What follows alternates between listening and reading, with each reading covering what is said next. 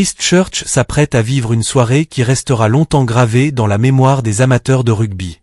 Pendant de nombreuses années, les supporters néo-zélandais ont attendu le retour d'un grand rendez-vous international dans un stade moderne capable d'accueillir les All Blacks dans une ambiance exceptionnelle.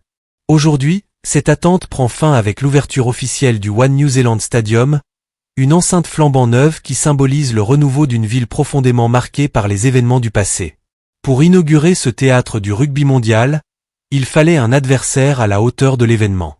Le destin a choisi la France, une nation dont l'histoire avec les All Blacks est remplie de moments inoubliables, de surprises incroyables et de rencontres qui ont souvent dépassé le simple cadre du sport.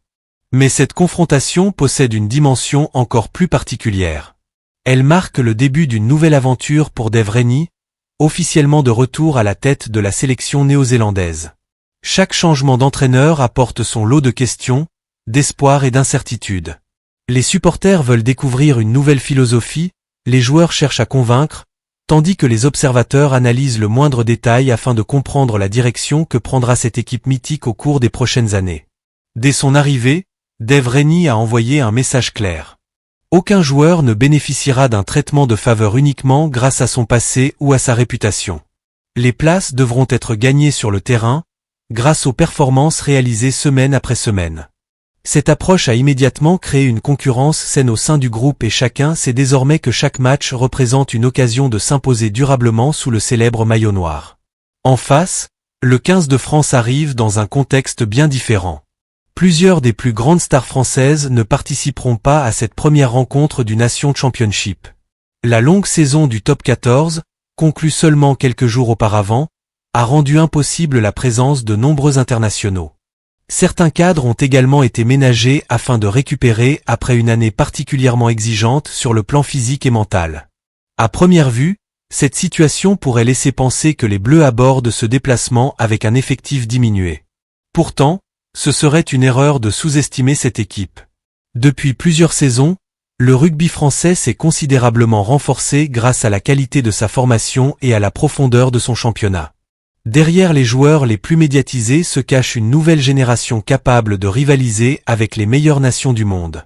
Les clubs français disputent régulièrement les dernières phases des compétitions européennes, ce qui permet à de nombreux joueurs d'accumuler une expérience précieuse dans des rencontres de très haut niveau. Cette profondeur d'effectif explique pourquoi Fabien Galtier reste relativement serein malgré les nombreuses absences. Son groupe conserve un potentiel offensif important avec des joueurs habitués aux grands rendez-vous. Plusieurs éléments issus de Bordeaux-Bègles constituent l'ossature de cette sélection et possèdent déjà des automatismes très intéressants. Leur capacité à accélérer le rythme, à déplacer rapidement le ballon et à créer des décalages représente une menace permanente pour n'importe quelle défense. Mathieu Jalibert fait naturellement partie des joueurs les plus attendus.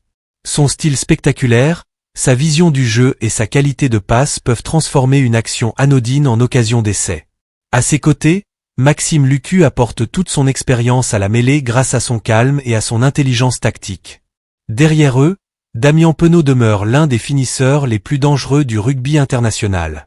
À la moindre hésitation défensive, il possède cette faculté rare d'accélérer et de faire basculer un match en quelques secondes. Le centre du terrain sera également particulièrement intéressant à observer.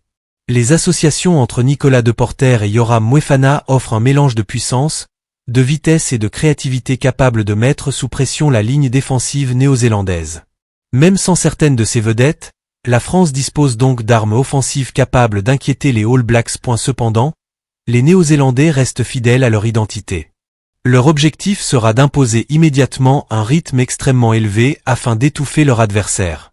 Devant leur public, ils voudront démontrer que cette nouvelle ère débute sous les meilleurs auspices. L'intensité des premières minutes pourrait donner le ton de toute la rencontre. L'une des grandes interrogations concerne évidemment la mêlée. Les All Blacks possèdent un pack réputé pour sa puissance et sa stabilité. Dave Rennie sait parfaitement qu'une domination dans ce secteur offrirait à ses trois quarts des ballons propres pour lancer leur jeu rapide. À l'inverse, si les Français résistent dans les phases de conquête, ils pourront développer leur rugby de mouvement et installer progressivement leur confiance. La bataille aérienne s'annonce tout aussi passionnante. Les deux équipes utilisent régulièrement le jeu au pied pour mettre leurs adversaires sous pression. Chaque réception, Chaque ballon haut et chaque contre pourrait provoquer des situations spectaculaires. Dans le rugby moderne, ces phases de transition deviennent souvent décisives, car elles créent des espaces inattendus et désorganisent les défenses. Les All Blacks comptent notamment sur Will Jordan pour exploiter ces opportunités. Sa vitesse exceptionnelle, son sens du placement et sa capacité à conclure les actions en font l'un des joueurs les plus dangereux de la planète. À ses côtés, Ardie Savea apportera toute son expérience et son leadership. Désormais capitaine, il incarne parfaitement les valeurs du rugby néo-zélandais. Son activité permanente dans les zones de combat, sa puissance ballon en main et son incroyable capacité à maintenir le rythme de l'équipe seront des éléments essentiels du plan de jeu. Le public de Christchurch jouera également un rôle majeur. Cette rencontre ne représente pas seulement un simple match international.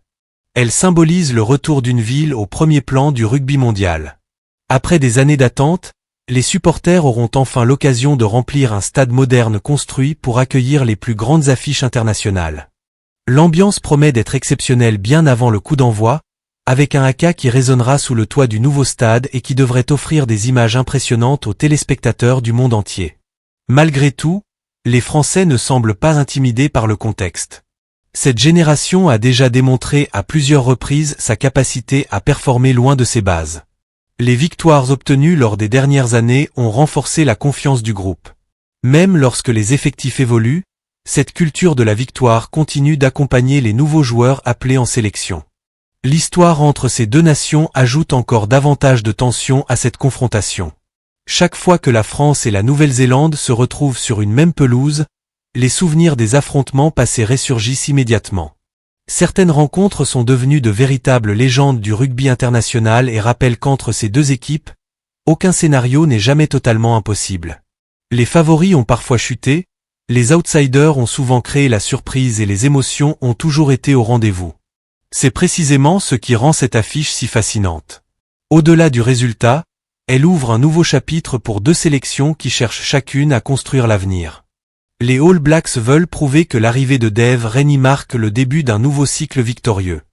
Les Bleus souhaitent démontrer que leur réservoir de talent est suffisamment profond pour rester compétitif malgré plusieurs absences importantes. Lorsque l'arbitre donnera le coup d'envoi, toutes les analyses laisseront place à une seule vérité.